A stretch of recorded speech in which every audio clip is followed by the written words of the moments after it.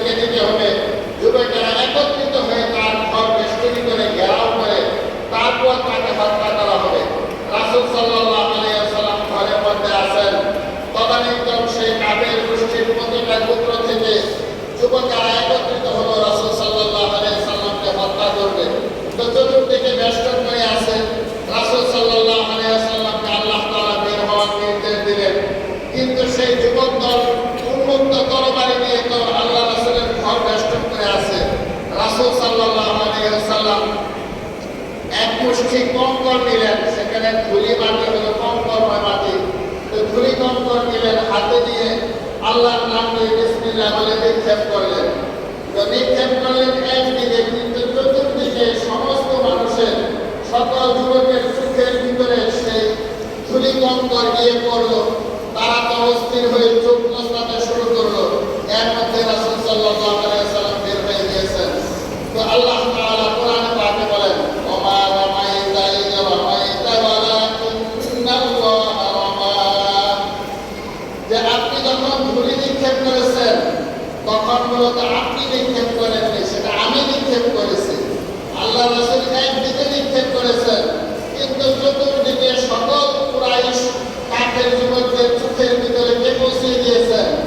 আল্লাহ রাব্বুল আলামিন। এই জন্য আল্লাহ তাআলা বলেন যে আপনি যখন নিক্ষেপ করলেন তখন আপনি নিক্ষেপ করেননি, নিক্ষেপ করেছে আমি আল্লাহ। তো আল্লাহ রাব্বুল আলামিন হিজরতের নির্দেশ দিয়েছেন, মদিনায় গেলেন।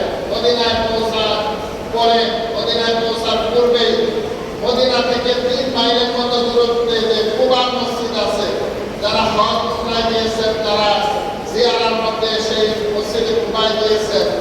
মসজিদে কুবায় কেউ যদি 2 রাকাত নামাজ পড়ে, ঘর থেকে ওযু করে গিয়ে সেখানে 2 রাকাত নামাজ পড়ে, আল্লাহ রাব্বুল আলামিন একটা কবুল উমরার সওয়াব দান করেন। রাসূল সাল্লাল্লাহু আলাইহি ওয়াসাল্লাম এই মহল্লায় থাকলেন 14 দিন পর্যন্ত। সেখানে মসজিদে কুবা নির্মাণ করলেন। 14 দিন পরে মদিনার উদ্দেশ্যে রওনা হলেন।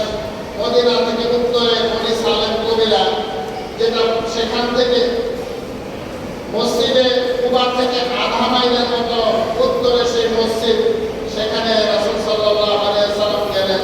জুমার হুকুম আসলো, রাসূল সাল্লাল্লাহু আলাইহি ওয়াসাল্লাম সেই মসজিদে জুমার নামাজ 2 রাকাত জুমার নামাজ আদায় করলেন এবং সেখানে খুতবা দিলেন। তো এই হলো ইসলামের ইতিহাসে প্রথম জুমা, এবং সেই সেখানে যে মসজিদ নির্মাণ হয়েছে সেটার নাম মসজিদুল জুমআ হিসাবে প্রসিদ্ধ। সবার নিকটে যে মসজিদুল জুমআ হিসাবে সেটার নাম। তো যারা হজ উমরায় যান তারা এই মসজিদটা দেখে থাকেন। সেখানে সর্বপ্রথম জুমার নামাজ আদায় হয়। রাসূল সাল্লাল্লাহু আলাইহি ওয়াসাল্লাম খুতবা দেন। খুতবায় তিনি বলেন, ইন্নাল্লাহা কাদ ইফতারাদা আলাইকুমুল জুমআতা ফি মাকামি হাযা ফি ইয়াওমি হাযা মিন আমি হাযা ইলা ইয়াউমিল কিয়ামাহ ফামান তারাকাহা ফি হায়াতি আও বা'দি ওয়া লাহু ইমামুন জাইরুন আও 'আদিলুন ইস্তিগফাফান বিহা আও juhudan laha fala jama'a Allahu shamlahu wa la baraka lahu fihi ala wa la salata lahu wa la zakata lahu wa la hajja lahu wa la sawma lahu wa la birra lahu hatta yatub fayattaba taba Allahu alayhi। রাসূল সাল্লাল্লাহু আলাইহি ওয়াসাল্লাম বলেন যে আল্লাহ রাব্বুল আলামিন জুমার নামাজ ফরজ করে দিলেন। এই বছর থেকে, এই মাস থেকে, এই জুমার দিন থেকে জুমার নামাজ আল্লাহ রাব্বুল আলামিন ফরজ করে দিয়েছেন। যে ব্যক্তি আমার জীবন দশায় অথবা আমার মৃত্যুর পরে কিয়ামত পর্যন্ত জুমার নামাজকে হেয় মনে করে, তাচ্ছিল্য করে যে ব্যক্তি জুমার নামাজ বর্জন করবে, আল্লাহ রাব্বুল আলামিন দুনিয়া আখিরাতে তাকে কোনো বরকত দিবেন না, এবং আল্লাহ রাব্বুল আলামিন তার দরবারে তার কোনো নামাজ, কোনো রোজা, হজ, যাকাত এবং কোনো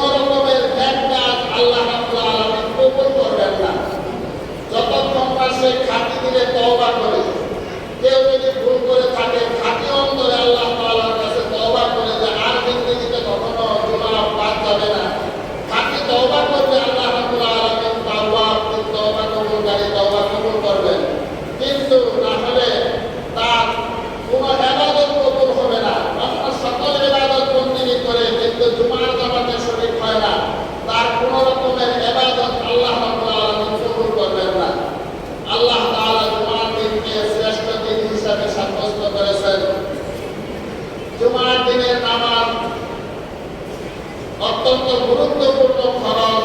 কোরআনে পাকে সূরা জুমআ নামে জুমআর উপলক্ষ করে একটা স্বতন্ত্র সূরাই অবতীর্ণ হয়েছে। সূরার নামকরণ হয়েছে সূরাতুল জুমআ। এই জন্য জুমআর নামাজকে আমরা গুরুত্ব দেব।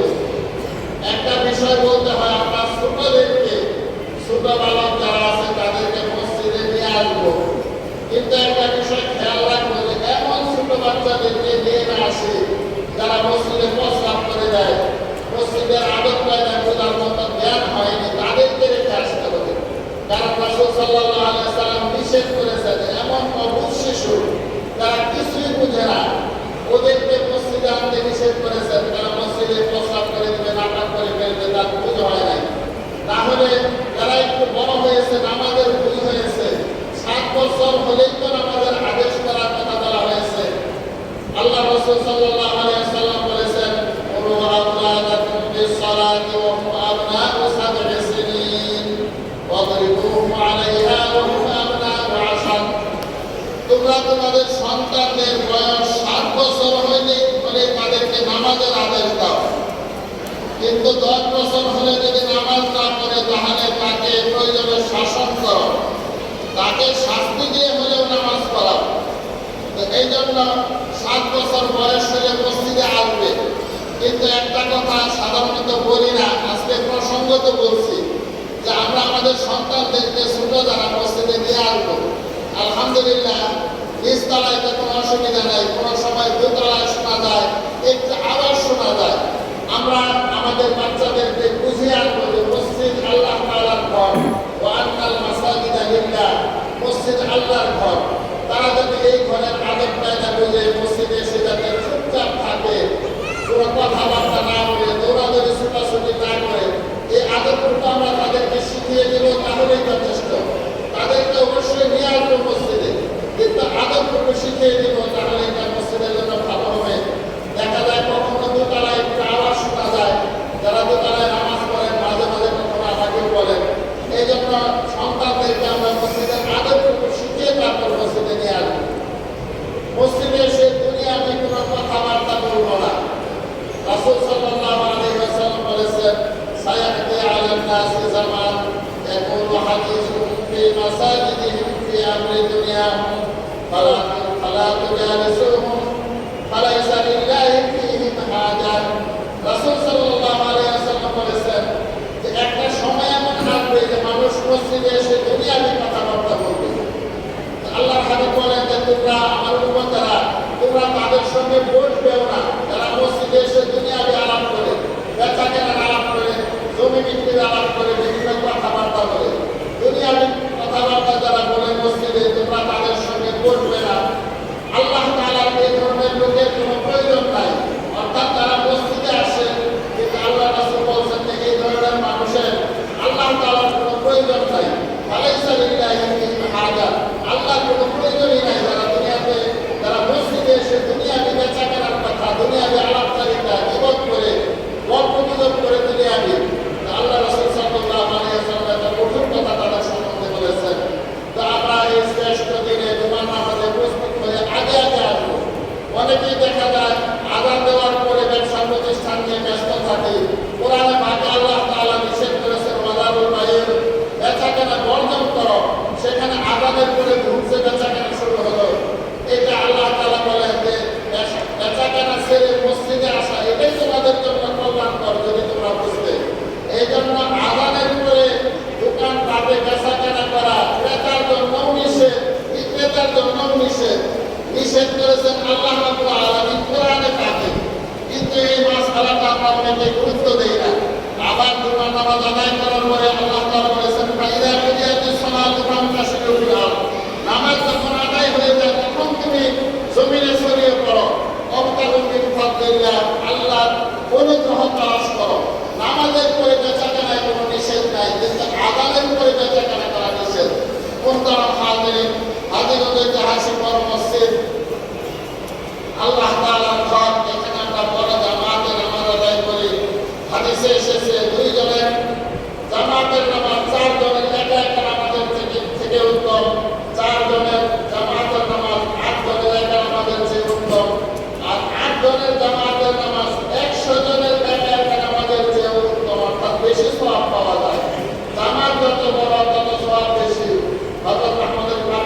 রহমতুল্লাহ আলাইহি, তিনি হযরত সামিদ রহমতুল্লাহ আলাইহি তাকে বায়াত ছিলেন, অনেক বড় আল্লাহ তাআলা ছিলেন। আল্লাহ তাআলা তাকে এই মসজিদটা করিয়েছেন।